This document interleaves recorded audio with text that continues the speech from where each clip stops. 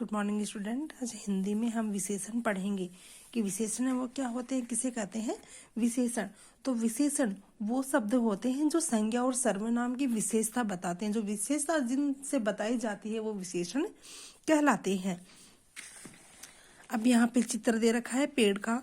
पेड़ की हरी डाल पर सुनहरी चिड़िया आई, उसने कोमल गर्दन मटकाई, मीठी आवाज में गीत गाया और नीले आकाश में उड़ गई। तो यहाँ पे क्या है, पेड़ है वो कैसी है, पेड़ की विशेषता बताई जा रही है। पेड़ है वो हरी, पेड़ की डाल है वो हरी है और उसकी गर्दन है वो कोमल है, आवाज है उसकी वो मीठी है और आकाश है वो नीला है। तो इन सब की विशेषता बताई गई है।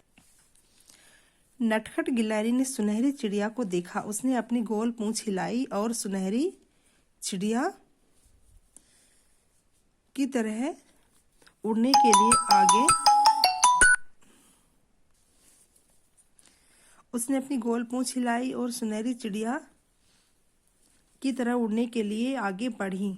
धड़ाम नटखट गिलहरी रोने लगी। कुछ क्षण बाद वह बोली, मैं कूद सकती हूँ। तुम सबने देखा हरी घास खिला उठी। तो ये जो नीले शब्द यहाँ पे दिए गए हैं सारे विशेषण हैं, विशेषताएं हैं। ऊपर दी हुई दोनों घटनाओं में कुछ संज्ञाओं से पहले छपे रंगीन शब्द उनकी विशेषता बता रहे हैं, जैसे डाल कैसी, हरी गर्दन कैसी, कोमल आवाज कैसी, मीठी आकाश कैसा, नीला गिलहरी कैसी, नटखट चिड़िया कैसी, सुनहरी पूंछ कैसी, गोल घास कैसी, हरी। तो यहाँ पे विशेषता संज्ञा या सर्वनाम की विशेषता बताने वाले शब्द विशेषण कहलाते हैं।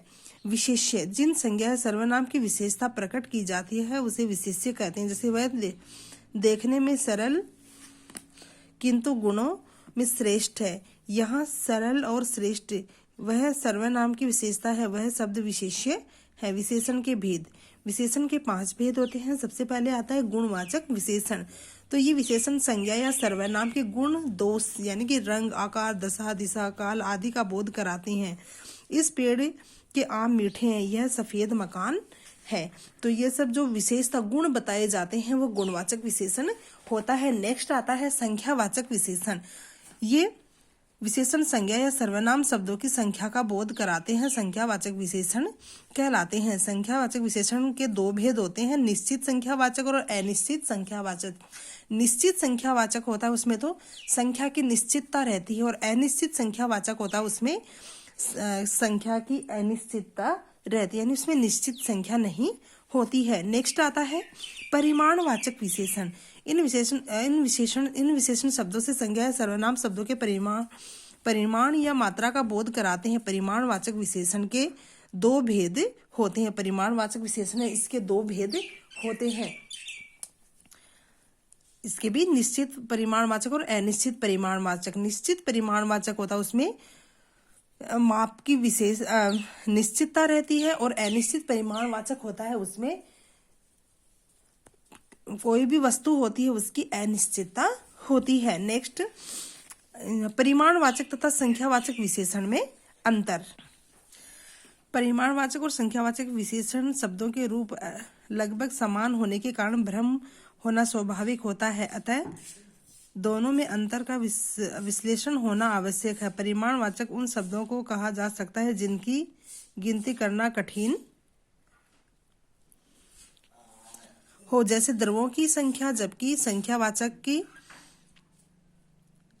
संख्यावाचक की गिनती की जाती है। जैसे 3 लड़के परिमाण में जहां सामान्य 10 किलो दूध एक आदमी के लिए अधिक दूध का कहा जाएगा, वही एक समारोह में के समय 10 किलो दूध थोड़ा दूध कहा जाएगा। किंतु संख्यावाचक में ऐसा नहीं होता, थोड़ा ही रहता है और अधिक रहता है। सार्वनामिक विशेषण। सार्वनामिक विशेषण, ये विशेषण शब्द सर्वनाम अथवा संज्ञा की ओर संकेत करते हैं अथवा संज्ञा की विशेषता बताते हैं। जैसे वह बच्चा जा रहा है, वह बच्चा जा रहा है। तो सार्वनामिक में क्या है, सार्वनामिक क्या, इसको संकेतवाचक विशेषण कहते हैं, यानी संकेत के द्वारा इसमें बताया जाता है। सार्वनामिक तथा सार्वनामिक विशेषण में सर्वनाम तथा सार्वनामिक विशेषण में अंतर। जब संज्ञा के स्थान पर सर्वनाम का प्रयोग होता है तो सर्वनाम, तो वह सर्वनाम होता है। जैसे राम घर गया और वह सो गया, यहाँ राम के स्थान पर वह का प्रयोग हुआ है, अतः यह सर्वनाम है। सार्वनामिक विशेषण में सर्वनाम शब्द संज्ञा की ओर संकेत करता था, उसी के साथ प्रयोग किया जाता है। जैसे वह हरि की गाय है, यहाँ वह शब्द संज्ञा गाय की ओर संकेत कर रहा है तथा इसका प्रयोग संज्ञा के साथ विशेषण की तरह हुआ है, अतः यह सार्वनामिक विशेषण है। नेक्स्ट आता है व्यक्तिवाचक विशेषण। व्यक्तिवाचक संज्ञाओं के द्वारा बनाए गए शब्द व्यक्तिवाचक विशेषण कहलाते हैं। यानी व्यक्तिवाचक संज्ञाओं के द्वारा ये विशेषण बनाया जाता है तो ये व्यक्तिवाचक विशेषण कहलाता है। हिंदुस्तानी संस्कृति, पाश्चात्य संगीत, इलाहाबादी अमरूद, जापानी गुड़िया, चीनी व्यक्ति इत्यादि व्यक्तिवाचक विशेषण है। नेक्स्ट प्रविशेषण। प्रविशेषण किसे कहते हैं? विशेषण की भी विशेषता बताने वाले शब्दों को प्रविशेषण कहते हैं। जैसे यहाँ पे विशेषण है, इधर प्रविशेषण दे रखा है। विशेषण में जैसे भवन सुंदर है तो प्रविशेषण में भवन बहुत सुंदर है। अजीत बुद्धिमान लड़का है, अजीत सबसे बुद्धिमान लड़का है। तो इसमें क्या है, ये विशेषण है, इन विशेषण की भी विशेषता यहाँ पे बता दी गई है। विशेषणों की तुलना, विशेषणों की तुलना तीन प्रकार से होती है।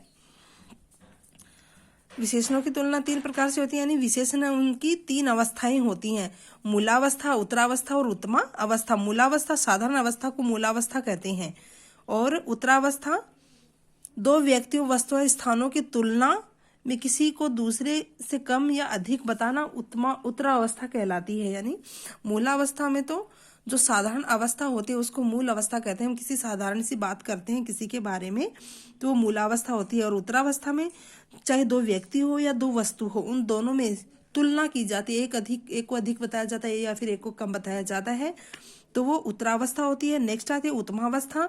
जब व्यक्तियों, वस्तुओं, स्थानों की तुलना में किसी एक को सबसे अच्छा बताया जाए तो उसे उत्तमावस्था कहते हैं।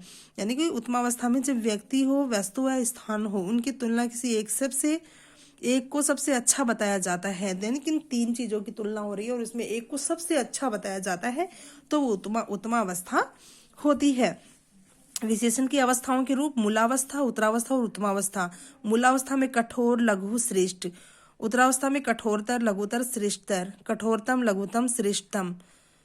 ये इसकी अवस्थाएं हैं। संज्ञा विशेषण, संज्ञा विशेषण, संज्ञा मास, मासिक, वर्ष, वार्षिक, शिक्षा, शिक्षित, सीमा, सीमित, उद्योग, औद्योगिक, अलंकार, अलंकारिक, सेना, सैनिक, घृणा, घृणित, स्वर्ण, स्वर्णिम, विकास, विकास, विकसित, धूम, धूमिल, हर्ष, हर्षित, जयपुर, जयपुरिया, अंत, अंतिम। तो ये सब क्या है, ये संज्ञा है और ये इनके विशेषण है। मैं, मुझसा, हम, हमारा, कौन, कैसा, वह, ऐसा, तुम, तुम्हारा, जो, जैसा, वह, वैसा, आप, आपस। तो ये सब क्या है, विशेषण, ये सब विशेषण है।